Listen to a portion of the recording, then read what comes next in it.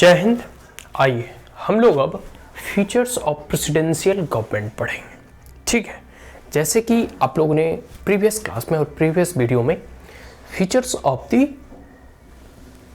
Prime ministership of government, prime ministerialship of government या parliamentary form of government को पढ़ा। इसमें हम लोग presidential form of government, two type of government था मॉडर्न डेमोक्रेटिक नेशन में।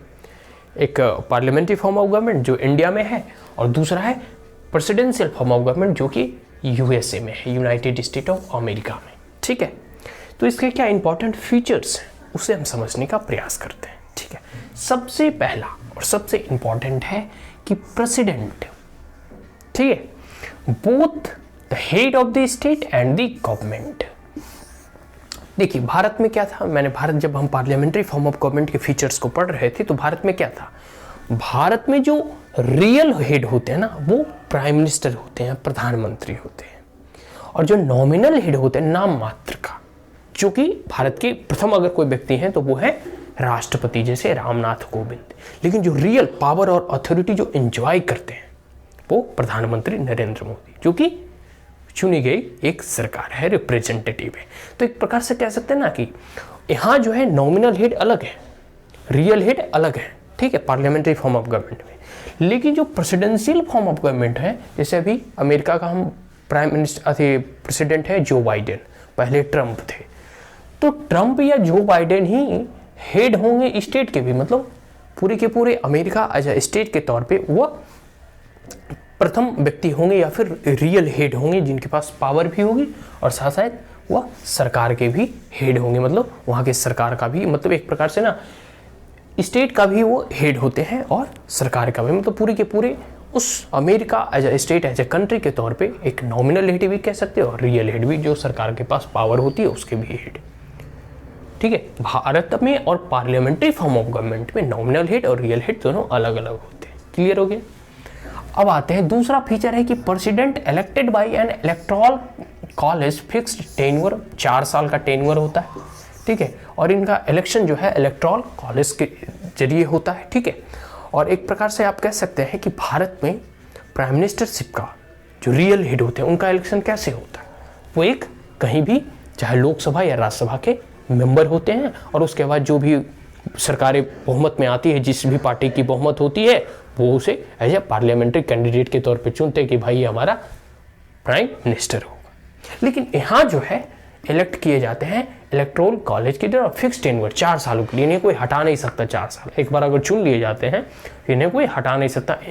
मतलब कह सकते हैं ना कि कोई ऐसा ग्रेव कोई कांड कर देते हैं तो उस पर इनका इम्पीचमेंट होता है बहुत, लेकिन बहुत मुश्किल है। इनका 4 साल का टेन्योर फिक्स होता है। और हमारे पार्लियामेंट्री सिस्टम में क्या है कि जब तक बहुमत है तब तक, चाहे 5 साल तक का बहुमत टिक गया तो टिक गया, 2 साल में ही सरकार गिर गई, 10 दिन में ही सरकार गिर गई तो आपकी प्रधानमंत्री सब गया, खत्म। तो ये चीज़ है, इलेक्टोरल कॉलेज फिक्स्ड टेन्योर 4 सालों के लिए फिक्स है। United state of America, Bharat में या फिर पार्लियामेंट्री फॉर्म ऑफ गवर्नमेंट में ऐसा नहीं होता है। इसमें बहुमत होती है, अगर 5 साल बाद फिर जीत के आते हैं, जैसे मोदी जी फिर जीते, फिर से बहुमत में भी बने हुए हैं, हो सकता है फिर जीत जाए या हार भी जाए, कौन जानता है। तो जब तक इनके पास बहुमत होता है तब तक जो है पार्लियामेंट्री फॉर्म ऑफ गवर्नमेंट में सत्ता में बने रहते हैं। और इसमें क्या है कि इसमें आपको 4 साल फिक्स है, 4 साल के बाद फिर इलेक्शन होगा, इसमें बहुमत वगैरह नहीं चलता और ये 2 ही टर्म के लिए है। भारत में तो मरते दम तक बने रहो प्रधानमंत्री, जब तक बहुमत है तब तक प्रधानमंत्री। आगे है president govern with the help of kitchen cabinet. वहाँ के प्रेसिडेंट होते हैं जो यूनाइटेड स्टेट ऑफ अमेरिका, उनका अपना एक एग्जीक्यूटिव और किचन कैबिनेट होता है, उस आधार पर वो निर्णय फैसले वगैरह लेते हैं। ठीक है, मतलब इनकी एक किचन कैबिनेट होती है और they were generally the permanent executive member होते हैं। ठीक है, उन्हीं किचन कैबिनेट के आधार पर जो उनके द्वारा फैसला लिया जाता है। आगे है not responsible to the legislature. मैंने पहले ही बताया था जब प्रेसिडेंशियल और पार्लियामेंट्री फॉर्म ऑफ गवर्नमेंट के कह सकते हैं कि हम लोग दोनों में कंपेयर कर रहे थे, तो वहाँ हम लोगों ने देखा कि जो पार्लियामेंट्री फॉर्म ऑफ गवर्नमेंट होता है वहाँ जो है जो भी एग्जीक्यूटिव होते हैं वो पार्लियामेंट के प्रति या फिर जो रिस्पॉन्सिबल गवर्नमेंट के तौर पे भी कहा जाता है पार्लियामेंट्री फॉर्म ऑफ गवर्नमेंट में, वो जाते हैं पार्लियामेंट में और लोग क्या मतलब जो मेंबर होते हैं, जो संसद होते हैं, उनसे क्वेश्चन पूछते हैं और उनको वो जवाब देते हैं। तो एक प्रकार के they are responsible to the legislator, वह विधायिका के प्रति जवाबदेही होती है।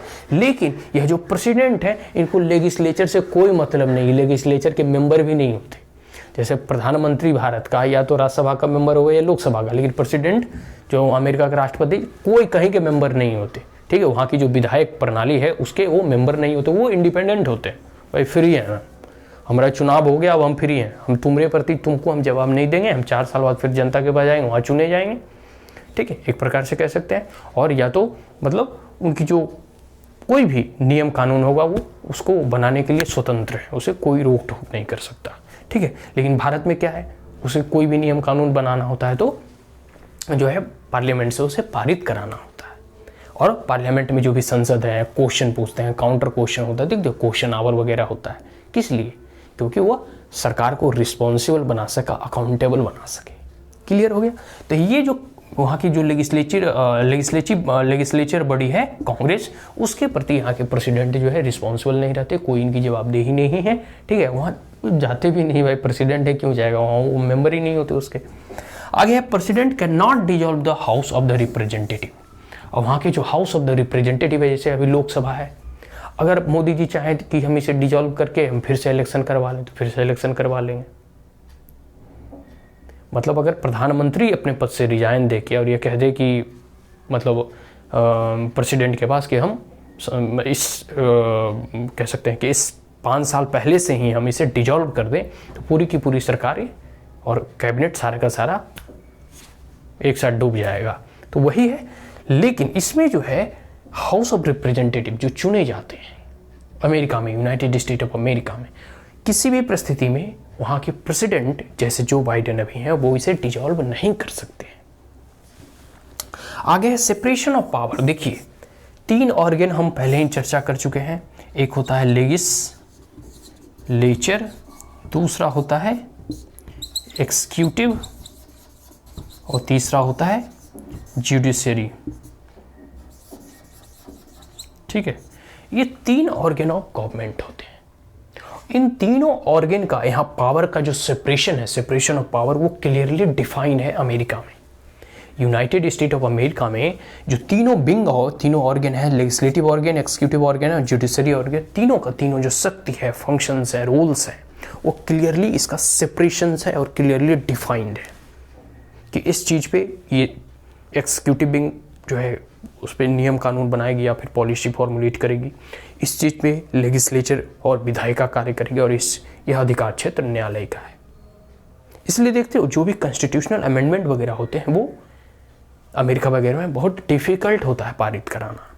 ठीक है, तो यही है सेपरेशन ऑफ पावर्स, शक्तियों का पूरे के पूरी तरह से अच्छे तरीके से बंटवारा किया गया है। तो ये पार्लियामेंट्री कह सकते हैं कि फॉर्म ऑफ गवर्नमेंट से, पार्लियामेंट्री फॉर्म ऑफ गवर्नमेंट से इसमें बहुत सारे डिफरेंसेस हैं, तभी तो इसे प्रेसिडेंशियल फॉर्म ऑफ गवर्नमेंट कहा जाता है। हालांकि इसमें बहुत सारे निर्णय वगैरह मतलब डिसीजन वगैरह ना बहुत क्विक लिए जाते हैं, तुरंत फैसला लेने के लिए सरकार जानी जाती है।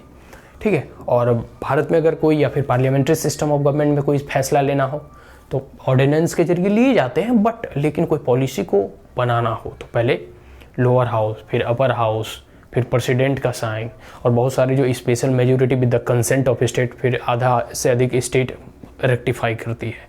इसके बाद जाके हस्ताक्षर होता है प्रेसिडेंट का, फिर कानून बनता है।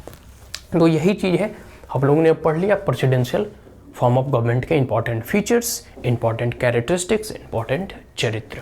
ठीक है, तो president is the head of both state and government, मतलब नॉमिनल हेड भी और रियल हेड भी।